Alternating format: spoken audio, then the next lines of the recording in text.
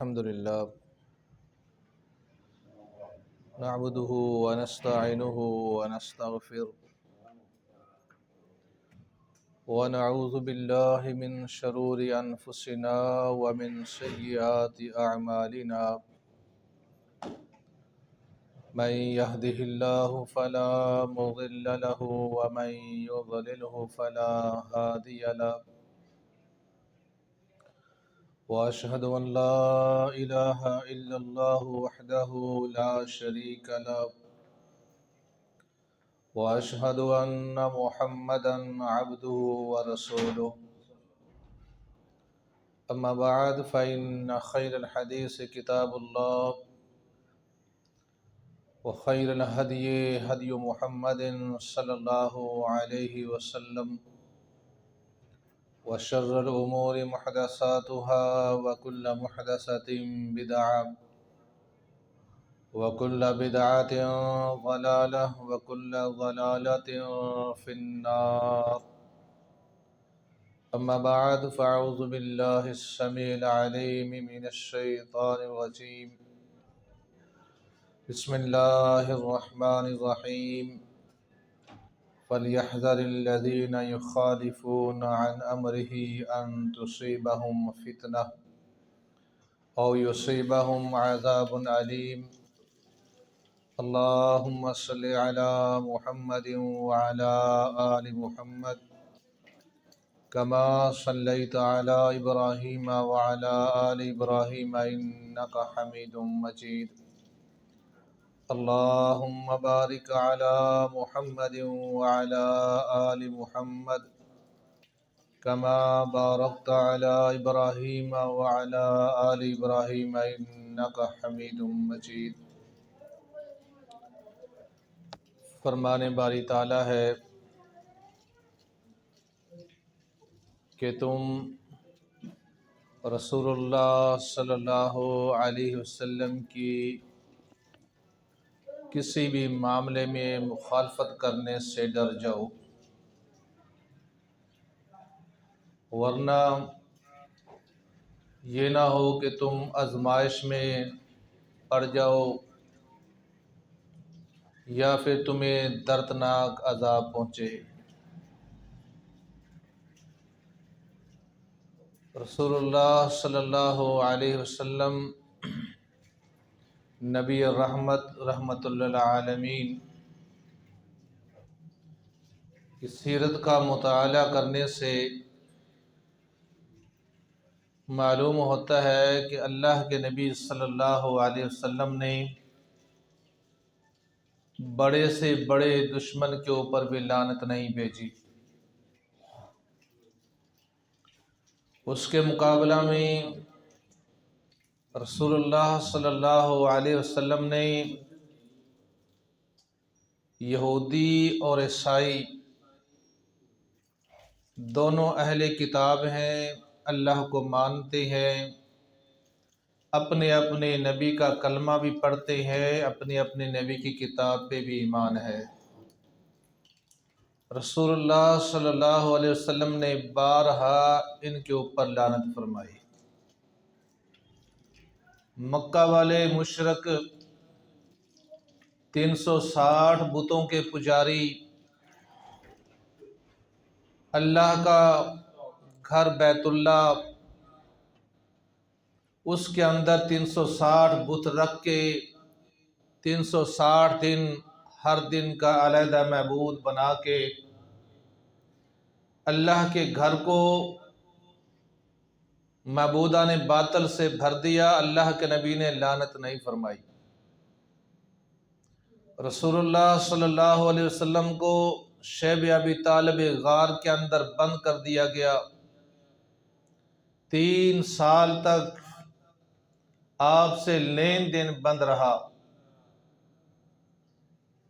پورا معاشی بائیکاٹ، بچے بھوک سے چیختے چلاتے۔ اللہ کے نبی نے مشرکوں پر، مکہ والوں پر، بت پرستوں کے اوپر لعنت نہیں بھیجی۔ رسول اللہ صلی اللہ علیہ وسلم کے گھر صاحبزادہ عبداللہ پیدا ہوا، کچھ دنوں کے بعد بچپن ہی میں فوت ہو گیا۔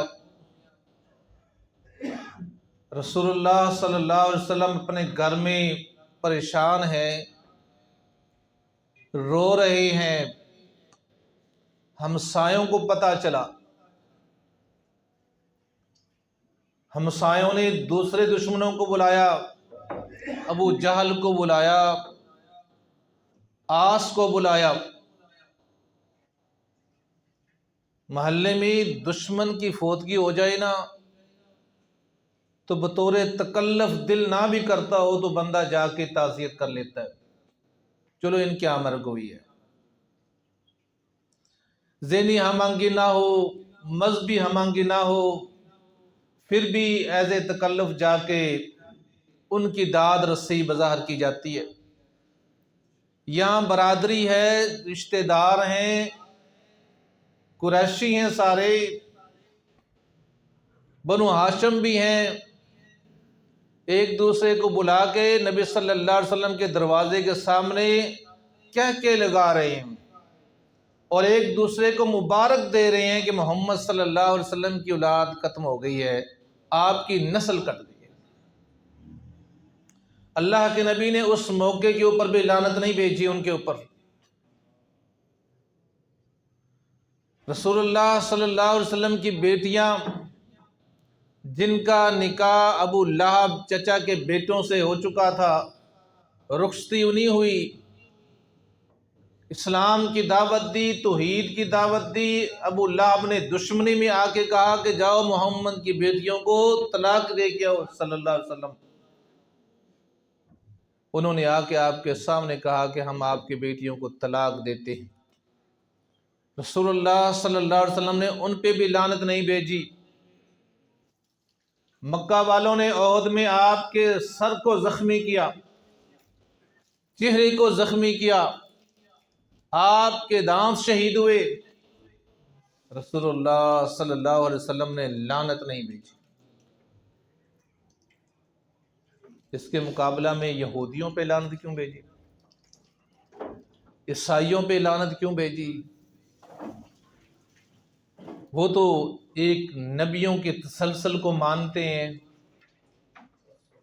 نبیوں کی اولاد میں سے ہیں، آسمانی کتابوں کے اوپر عقیدہ بھی رکھتے ہیں، انہیں وحی کا بھی علم ہے، انہیں یہ بھی پتہ ہے کہ فرشتے بھی ہیں، اللہ سبحانہ و تعالیٰ کی ذات کو بھی مانتے ہیں، نبیوں کے بارے میں بھی تصور ہے کہ اللہ کے نبی آتے ہیں، بلکہ اپنے آپ کو نبیوں کی اولاد کہلاتے ہیں۔ پھر رسول اللہ صلی اللہ علیہ وسلم نے بارہا کیوں فرمایا لعن اللہ الیہود والنصارى، لعن اللہ الیہود والنصارى، اللہ کی لعنت ہو یہودیوں پر، اللہ کی لعنت ہو عیسائیوں پر۔ غور طلب بات ہے کہ ایک طرف اہل کتاب ہیں، ان پہ لعنت بھیج رہے ہیں اللہ کے نبی، رحمت للعالمین نبی، دوسری طرف دشمن ہیں، مشرک ہیں، جسمانی تکلیف پہنچانے والے ہیں، طائف میں پتھر مارنے والے ہیں، لہو لہان کرنے والے ہیں۔ بڑا مشہور واقعہ آپ نے سب نے سنا بھی ہے، پڑھا بھی ہے۔ فرشتے نے بھی آ کے کہا کہ میں پہاڑوں کا فرشتہ ہوں، تمام پہاڑوں کو یوں قریب قریب کروں گا چاروں طرف سے اور ان کا ملیا میل کر دوں گا، ان کی راہ کر کے رکھ دوں گا۔ رسول اللہ صلی اللہ علیہ وسلم نے کوئی بد دعا نہیں کی، بلکہ فرمایا ھذا قومی، یہ میری قوم کے لوگ ہیں، انہم لا یعلمون، یہ مجھے جانتے نہیں۔ ان کے اوپر بھی لعنت نہیں بھیجی۔ اللہ اکبر۔ یہودیوں پہ کیوں لعنت بھیجی؟ اس لیے کہ یہودیوں نے اپنے نبی جس کو وہ مانتے تھے اس کی تعلیمات کو چھوڑ دیا، ان کے اوپر جو اللہ نے کتاب نازل کی اس کی تعلیمات کو چھوڑ دیا۔ ورنہ یہودی اللہ کی کتنی رحمتیں ان کے اوپر ہوئیں جب وہ اپنے انبیاء کے ساتھ چلتے رہے، انہیں سمندر میں سے، دریا میں سے گزرنا ہے، پل نہیں ہے، تو اللہ سبحانہ و تعالیٰ نے اس میں خشک راستہ بنا دیا۔ نبی کو کہا کہ عصا مارو، راستہ بن گیا۔ پانی کی ضرورت پڑی، پانی نہیں ملتا ہے تو پتھر پہ ڈنڈا مارو، پتھر پہ عصا مارو، چشمے نکل گئے، پانی پیو۔ دھوپ میں نکلتے ہیں، وَظَلَّلْنَا عَلَيْكُمُ الْغَمَامَ، سایہ کی ضرورت ہے، چھت نہیں ہے، اللہ نے بادل بھیج دیے، یہودیوں کے اوپر بھیجے۔ وَأَنزَلْنَا عَلَيْكُمُ الْمَنَّ وَالسَّلْوَىٰ، بھوک لگی، کھانے کے لیے کچھ نہیں ہے، اللہ نے یہ نہیں کہا چلو کاروبار کرو، کھیتی باڑی کرو، شکار کر لو، کچھ دن کا اکٹھا کر لو، پھر دعوت کا کام کر لینا۔ اللہ نے آسمانوں سے من و سلوہ نازل کر دیا۔ مکان بنانے کی ضرورت نہیں، پل بنانے کی ضرورت نہیں، کنویں کھودنے کی ضرورت نہیں، چھت بھی دے رہا ہے، سایہ بھی کر رہا ہے، کھانے کو بھی دے رہا ہے، راستے بھی دے رہا ہے، چشمے بھی جاری کر رہا ہے ان کے لیے۔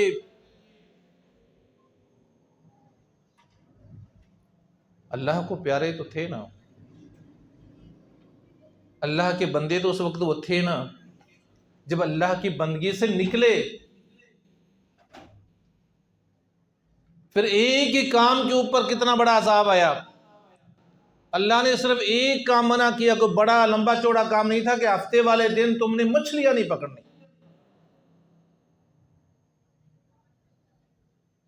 پھر اس کے انجام میں کیا ہوا؟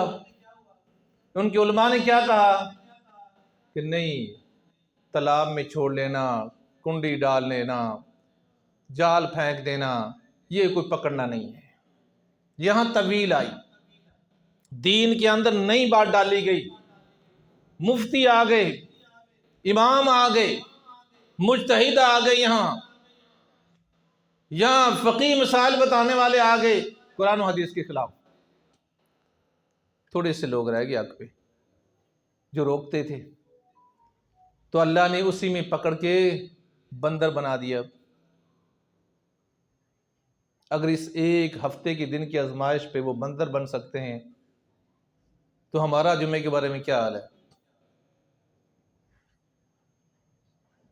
ہمیں بھی تو قرآن میں اللہ نے منع کیا وَذَرُوا الْبَيْعَ فَإِذَا قُضِيَتِ الصَّلَاةُ فَانتَشِرُوا فِي الْأَرْضِ، پھر جاؤ نودِیَ لِلصَّلَاةِ مِن یوم الجمعہ فَاسْعَوْا إِلَىٰ ذِکْرِ اللَّهِ وَذَرُوا الْبَيْعَ۔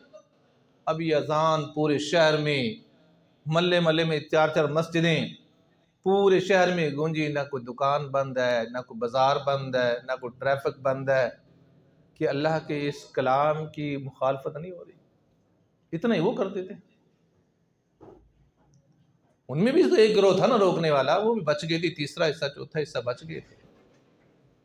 آج بھی اگر اندازہ لگائیں تو تمام مسجدوں کے نمازیوں کو اگر گنیں، اوسطن نکالیں تو 20% لوگ ہوں گے جو جمعہ پڑھتے ہوں، 5-10% لوگ نمازیں پڑھتے ہیں۔ آپ 30% کر لیں، تیسرا حصہ کر لیں شہر کی آبادی کا کہ جمعہ پڑھ رہے ہوں گے۔ لیکن ہمیں اپنے ذہنوں کو یہ بنا کے ہم نے رکھ لیا ہے کہ ہمیں کچھ نہیں ہوگا، وہ تو یہودی تھے نا اس لیے، وہ تو یہودی تھے اس لیے ہو گئے،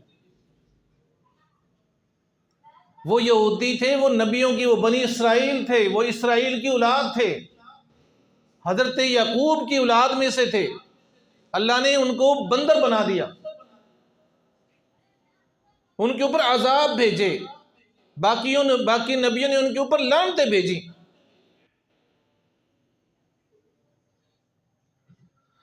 اللہ اکبر۔ لیکن وہی حال جب ہمارا ہوگا تو ہم بھی عذاب کے مستحق ہوں گے۔ انہوں نے کیا کیا تھا؟ کیا قصور تھا؟ اتخذوا احبارهم ورهبانهم اربابا من دون اللہ، اپنے اماموں کو، اپنے پیروں کو، اپنے درویشوں کو رب بنا لیا تھا کہ جو یہ کہیں گے وہ ٹھیک ہے۔ اس کی میں ایک بہترین مثال آج کے دور میں دے دیتا ہوں کہ اگر آپ کسی کو دکھائیں یہ حدیث ہے اللہ کے نبی صلی اللہ علیہ وسلم کی کہ رسول اللہ صلی اللہ علیہ وسلم اور صحابہ نماز میں سورہ فاتحہ کے بعد اونچی آمین کہتے تھے، لوگ مناظروں کے لیے تیار ہو جائیں گے، برا بھلا کہیں گے۔ اگر وہی بندہ کہتا ہے کہ نہیں، میں اس لیے کہتا ہوں کہ امام شافعی کرتے تھے ایسا کام، میں آمین اس لیے کہتا ہوں، رفع یدین اس لیے کرتا ہوں کہ امام احمد بن حنبل ایسا کرتے تھے، کوئی اختلاف نہیں، ٹھیک ہے، کوئی مناظرہ نہیں ہوگا آپ کے ساتھ، وہ کہیں بالکل تو صحیح ہے۔ اگر کوئی ساتھ والا بندہ عمل وہی ہے، وہ کہتا ہے کہ میں اس لیے کرتا ہوں کہ رسول اللہ کرتے تھے، وہ کہتا ہے تو باطل پہ ہے۔ دیکھ لو آج کیا ہو رہا ہے، یہ یہودی کرتے تھے، یہی اسلام میں ہے۔ حضرت عبداللہ بن عباس رضی اللہ تعالیٰ عنہ، انہوں نے ایک مسئلے میں حدیث سنائی،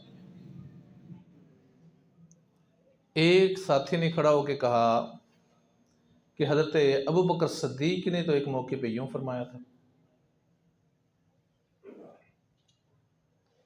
حضرت ابو بکر صدیق نے تو ایک موقع پہ یوں فرمایا تھا اس بات کے بارے میں۔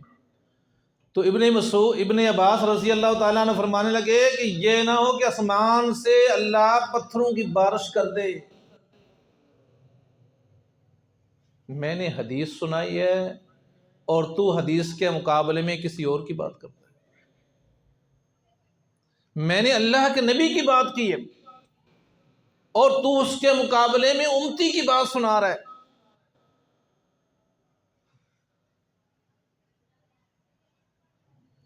آج ہمارا تو وہ ایمان ہی نہیں ہے نا، حدیث کے مقابلے بارے میں، قرآن کے بارے میں۔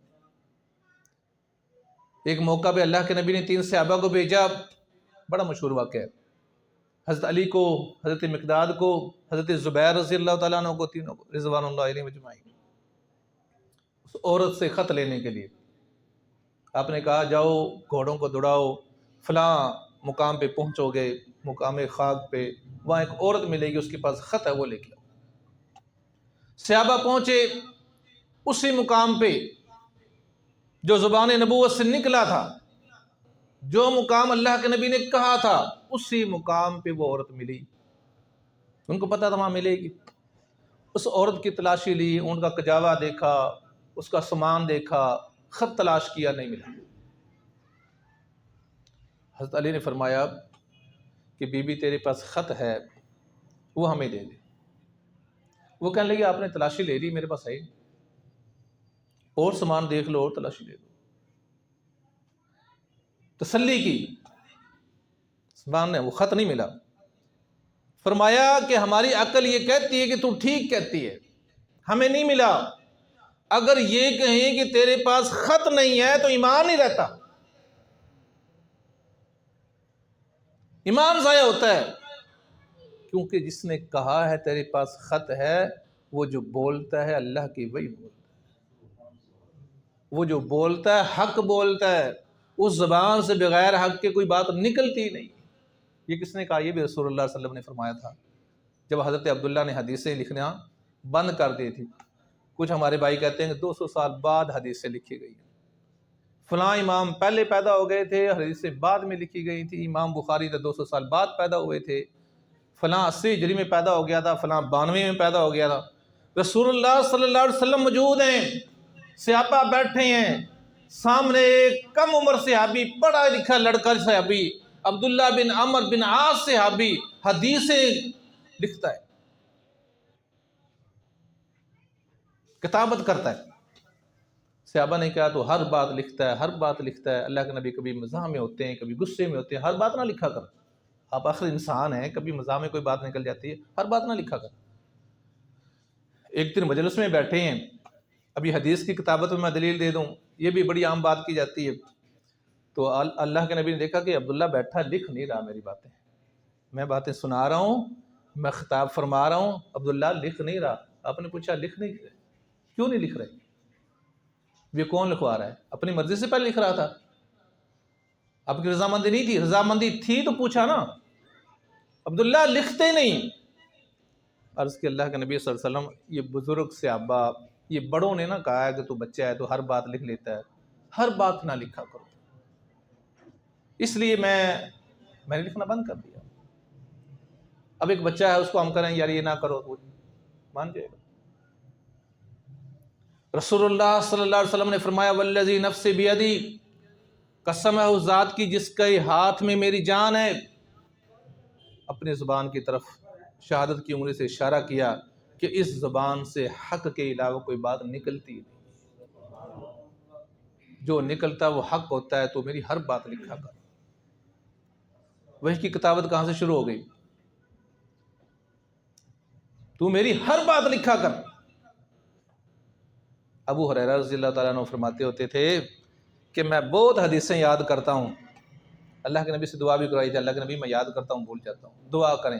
آپ نے دعا دی.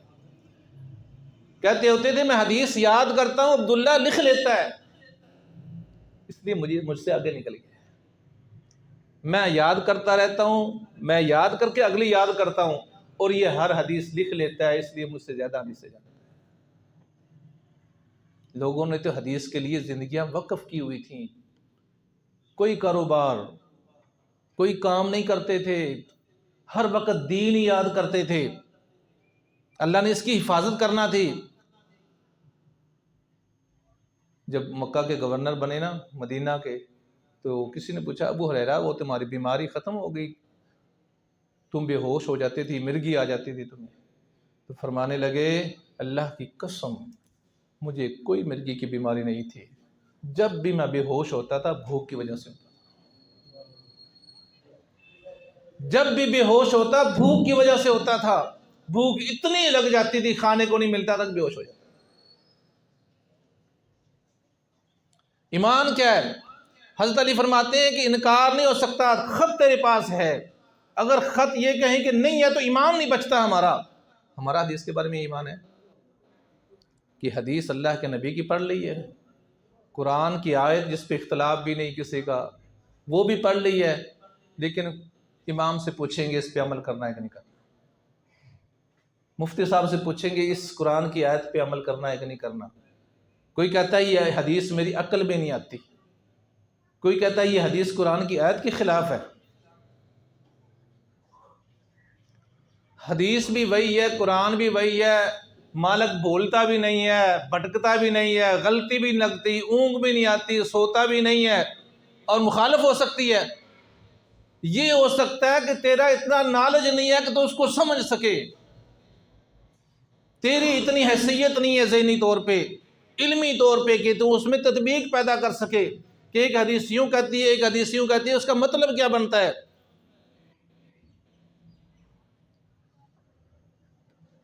یہودیوں نے اپنے نبیوں کی مخالفت کی. جمعے کے دن مچھلیاں پکڑنا شروع کر دی، نبی نے منع کیا، تورات نے منع کیا، تو اللہ نے بندر بنا دیا. عذاب آ گیا، اللہ کے نبی نے ان کے اوپر لعنت بھیجی. مسلمانوں نے کیا کیا؟ رسول اللہ صلی اللہ علیہ وسلم نے جمعے والے دن کیا کہا؟ غسل کر کے آؤ، خوشبو لگا کے آؤ، پہلی صف میں زیادہ ثواب ہے پہلے آنے والوں کا. اب جو آدمی دکان پہ کاروبار کر رہا ہے 2000 5000 10,000 کما بھی لے گا، جو پہلے مسجد میں آیا ہے اس کا مقابلہ ہو سکتا ہے؟ حدیث میں تو اس کو ایک اونٹ کی قربانی کا ثواب مل گیا. اونٹ تو 5-10 لاکھ کا آتا ہے، اتنے تو کما ہی نہیں سکتا. اور اللہ سبحانہ و تعالیٰ کی رحمت اتنی کم نہیں ہے کہ ایک بندے کو صرف ملے گی اونٹ کی قربانی. اگر حدیث کو سمجھ کے پڑھیں، کیونکہ آخر میں فرمایا کہ فرشتے رجسٹر اس وقت بند کرتے ہیں جب امام ممبر پہ آ جاتا ہے. امام ممبر پہ آنے سے پہلے 100 آدمی بیٹھا ہے، 5 آدمیوں کو تو قربانی کا ثواب مل گیا، باقی کیا لکھتے رہے فرشتے؟ پہلے ہی بند کر دیتے کہ ایک کو اونٹ کی قربانی کا ثواب مل گیا، ایک کو گائے کا، ایک کو بکری کا، ایک کو مرغی کا، اور ایک کو انڈے کا. یہ 5-6 بندے بن گئے، باقی 150 بندہ امام سے پہلا آیا ہوا ہے، تو فرق ہے. تو فرشتے پہلے ہی رجسٹر بند کر دیتے نا. اب ان کے 5 طبقات بنتے ہیں، جو امام سے پہلے آئے ہوئے ہیں 5 حصے ہو جاتے ہیں، 5 کیٹیگری میں تقسیم ہو جاتے ہیں. پہلی کیٹیگری والوں کو ایک ایک اونٹ کی قربانی کا ثواب ملتا ہے. جو دوسری کیٹیگری میں آتے ہیں پھر ان کو ایک ایک گائے کی قربانی کا ثواب ملتا ہے. جو تیسری کیٹیگری میں آتے ہیں ان کو ایک ایک بکرا اور بکری کی قربانی کا ثواب ملتا ہے. جو چوتھی کیٹیگری میں آتے ہیں اس کو مرغی، اور 5ویں میں پھر انڈے کا ثواب. جو امام سے پہلے آ گئے ہیں سب کے نام درج ہیں اور سب کو قربانی کا ثواب. نہ آنے والا، یہ تو انعام بھی ہے، جہاں انعام ہے تو سزا بھی ہے۔ جو نہ آنے والا، رسول اللہ صلی اللہ علیہ وسلم نے صحیح مسلم میں حدیث سے فرمایا، جمعہ کا دن ہے، آپ نے فرمایا میرا دل کرتا ہے کہ میں اپنی جگہ کسی کو مقرر کروں، وہ جمعے کی جماعت کرائے، وہ نماز پڑھائے، اور جو لوگ جمعے کے لیے نہیں آئے میں ان کے گھروں کو جا کے آگ لگا دوں۔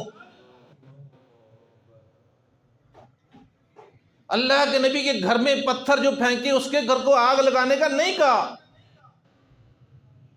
حدیث میں آتا ہے رسول اللہ صلی اللہ علیہ وسلم بیمار ہو گئے، تہجد پڑھتے تھے، بیماری کی وجہ سے 2 دن تہجد نہیں پڑھی گئی، اتنے سخت بیمار، چارپائی سے اٹھا نہیں جاتا، تہجد نہیں پڑھی جاتی، تہجد نہیں پڑھی تو قرآن بھی نہیں پڑھا گیا۔ تیسرے دن ام جمیل، سگی چچی ہمسائی بھی، دیوار کے ساتھ اگلا گھر، ابو لہب کی زوجہ گھر آئی، اللہ کے نبی چارپائی پہ تکیے کے سہارے سے بیٹھے ہوئے، سخت بیمار ہیں۔ یہ نہیں پوچھا کہ بیٹا آپ بیمار ہو گئے ہیں، ایز اے انسان پوچھ لیتے، رشتہ داری میں پوچھ لیتے، یہ نہیں کہا۔ کہنے لگی محمد صلی اللہ علیہ وسلم 2 دن سے تیری آواز نہیں آتی، جو تو رات کے اٹھ کے پڑھتا ہے نا، جو تیرا شیطان تیرے پاس آ کے تجھے سکھاتا ہے، وہ 2 دن سے تیری آواز نہیں آتی، لگتا ہے تیرا شیطان تجھے چھوڑ گیا ہے۔ کتنے سخت الفاظ سنے گئے، لگتا ہے تیرا شیطان تجھے چھوڑ گیا ہے، تیری شیطان سے جان چھوٹ گئی ہے، میں 2 دن سے تیری آواز نہیں سن۔ اللہ کے نبی نے کوئی جواب نہیں دیا، کوئی جواب نہیں دیا۔ بات اتنی سخت کی ہے کہ اللہ نے جواب دے دیا، ما ودعک ربک وما قلی، اللہ نے قسمیں اٹھائی، والضحیٰ واللیل اذا سجا ما ودعک ربک وما قلی، مجھے چاشت کے وقت کی قسم ہے، مجھے رات کے اندھیرے کی قسم ہے، نہ آپ کو تیرے رب نے چھوڑا ہے نہ بیزار ہوا ہے۔ وَلَلْآخِرَةُ خَيْرٌ لَكَ مِنَ الْأُولَىٰ، تیرا جو آخری زندگی ہے آخرت کی، وہ اس زندگی سے بہتر ہے۔ رسول اللہ نے تو کوئی نہیں کہا اس کو، کوئی بد دعا نہیں دی اس کو، کوئی لعنت نہیں بھیجی۔ اور وہ کلمہ پڑھنے والا، نماز کون پڑھتے تھے؟ ابو جہل پڑھتا تھا، مسجد میں ابو جہل کو جمعے کے لیے آنا چاہیے تھا، عتبہ شیبہ کو آنا چاہیے تھا، کلمہ پڑھنے والوں کو آنا چاہیے تھا نا۔ جمعہ کن پہ ہے؟ مسلمانوں پہ فرض ہے نا۔ اجر جمعے کا کن کو مل رہا ہے؟ مسلمانوں کو مل رہا ہے نا۔ جو نہیں آیا تو سزا ان کے لیے نا، جو نہیں آیا رحمت للعالمین نبی، پتھر مارنے والوں کو دعائیں دینے والا نبی۔ اللہ اکبر، بازار میں اللہ کی دعوت دیتے جا رہے ہیں کہ ایک اللہ ہے، قولوا لا الہ الا اللہ، اشہد ان لا الہ الا اللہ کی گواہی دیتے جا رہے ہیں، کسی کو کچھ نہیں کہہ رہے۔ پیچھے سے کمر میں ایک پتھر آ کے لگا، پتھر آ کے لگا، کوئی بندہ بیوقوف بھی جا رہا ہوں، کسی کو مارتا بھی یا گالیاں بھی دیتا جا رہا ہو، اس کو پیچھے پتھر مارے۔ بازار میں عام لوگ کہیں گے یار وہ تو اپنا جا رہا ہے بیچارہ، اس کو پتہ نہیں ہے۔ جب پتھر مارا رسول اللہ نے مڑ کے دیکھا تو سگا چچا ابو لہب ہے۔ آپ نے صرف دیکھا ہے اور پھر چل دی، کچھ نہیں کہا، کچھ نہیں کہا، بولے ہی نہیں، پی گئے، برداشت کیا، بد دعا نہیں دی۔ اس لیے رسول اللہ نے مشرکین مکہ کے اوپر لعنت نہیں بھیجی، یہودیوں پہ لعنت بھیجی، مکہ کے مشرکوں پہ، کافروں پہ لعنت نہیں بھیجی، عیسائیوں پہ لعنت بھیجی کہ انہوں نے راستہ دیکھ لیا حق والا اور اس کے اوپر چلتے نہیں ہیں۔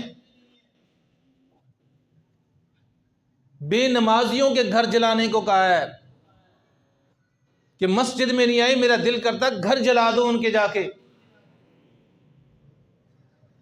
ہم بھی دین چھوڑ بیٹھے،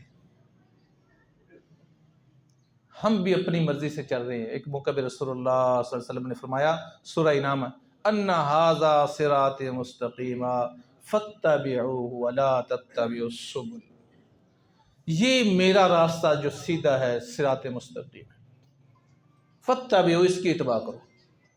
جب آپ نے یہ فرمایا، اس وقت دین کا سورس کیا تھا؟ کس چیز کا نام دین تھا؟